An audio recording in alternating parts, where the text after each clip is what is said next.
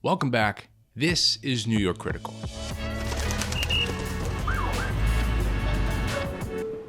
If you were living in New York this past week, or in October of 2024, then you're probably familiar with the Northern Lights making an appearance over the city. No, you could not see it with your naked eye.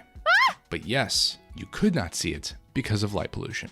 It's sad not being able to see the Northern Lights, or many stars for that matter. But light pollution's reach doesn't end at ruining the greatest light show in the world. It could also ruin your life. Is that dramatic? Maybe not. If we zip back to the good old days, we had daytime and nighttime, and that was a routine for a while. But then there was a major shift that started in the late 19th century and into the 20th century when electricity lit up our cities.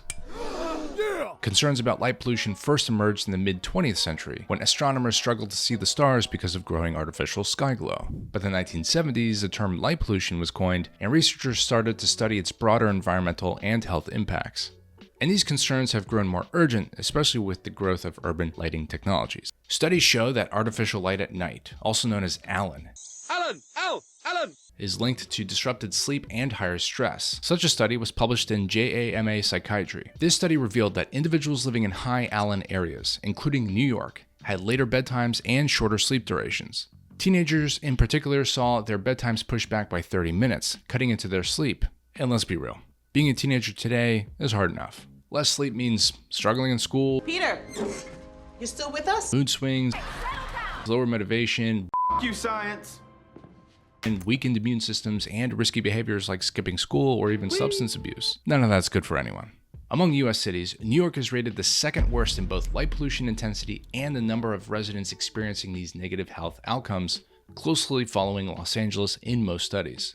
About 20 to 30% of residents report symptoms of insomnia and circadian rhythm disorders, contributing to higher rates of stress-related health issues, including anxiety and depression. Does this sound like somebody you know? I wasn't kidding when I said that this could ruin your life. So, New York City is the second highest light polluted city in the United States. It's also ranked amongst the top 10 worst in the world, but that's to be expected. We are in one of the most densely populated cities in the US, and we need lights for basic things like safety. So we're not talking about going from daytime to nighttime like in the suburbs. That's terrifying, and simply a bad idea for the city. But is there a way to radically change how we light our city while still remaining relatively safe? Yes, and there are people working on it right now.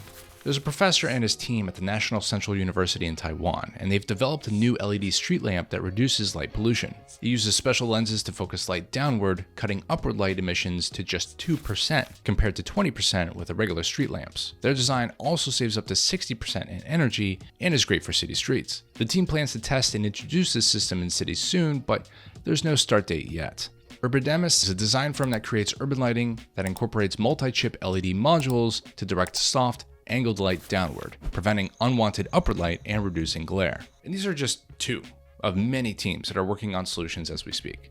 To be totally fair, New York City has undertaken several initiatives to reduce light pollution, with specific goals and bills aimed at improving environmental quality, public health, and energy efficiency. Three notable goals and efforts are the Local Law 97, the Dark Skies Protection Act, and the LED streetlight conversion. But only one is purely focused on minimizing light pollution, which would have the greatest impact on us humans and our surroundings. The Dark Skies Protection Act is a state-level law which mandates that all outdoor lighting fixtures in New York be shielded to limit unnecessary light exposure, especially in residential and wildlife-sensitive areas. And the bill proposes reducing commercial lighting as well.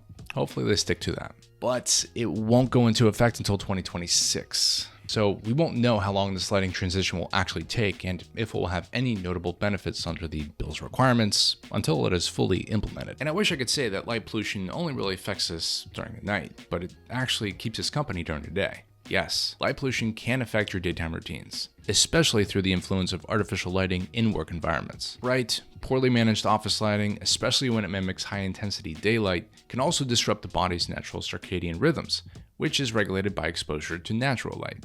Overexposure to intense artificial lighting during the day can lead to eye strain, headaches, and even disrupt sleep cycles, as the body becomes less responsive to natural light cues that signal day and night transitions.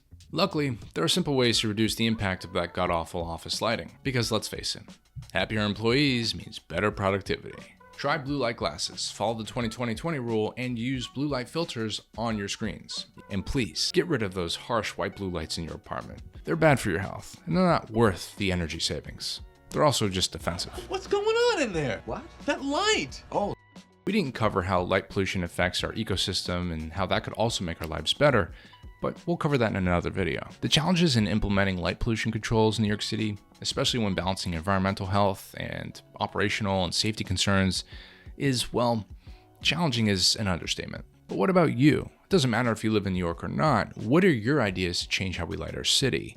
Do you know anyone that's working on a solution or has a great idea? Share it in the comments below. If you like the content so far, please show your support by liking and subscribing, and we'll see you in the next video.